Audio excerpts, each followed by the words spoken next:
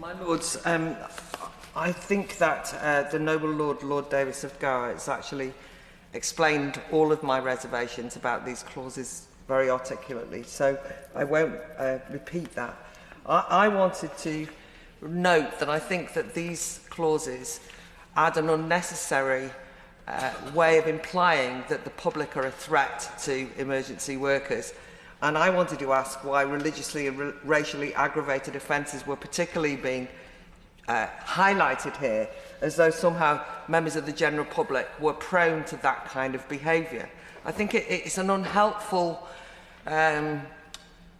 signposting, if you want, because as has been rightly pointed out, absolutely emergency workers, if they are in any way dealt with, aggressively harassed or in the way, we have laws to deal with it.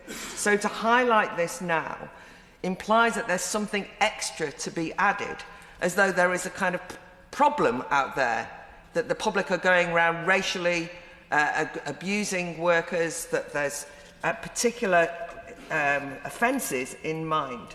That's the first thing. I think duplication of law ends up being, to be honest, virtue signalling. I'm not sure that virtue is being signalled, but nonetheless it does seem to me that it is a box-ticking exercise rather than an effective piece of lawmaking. The other thing that I am very worried about is the notion of insulting behaviour. I mean, I'm probably guilty of it. One does get frustrated sometimes. What on earth does it mean? It's entirely subjective. What is insulting behaviour? And it would be helpful maybe for the noble Lord the Minister to give us illustrations and examples of what constitutes insulting behaviour. How will people be charged with this?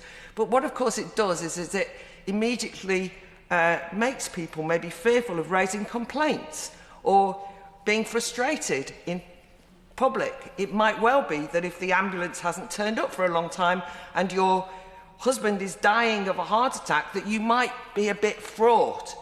It is possible that somebody might interpret that as insulting behaviour. It might actually be perfectly rational, reasonable behaviour, but not criminal. And I'm just worried that this is creating a toxic atmosphere where none need be there.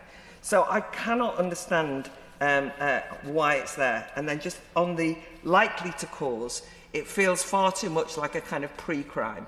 I mean, what is likely to cause? And these are criminal offences. I mean, if you're charged with them, you will be seen as potentially a hate criminal.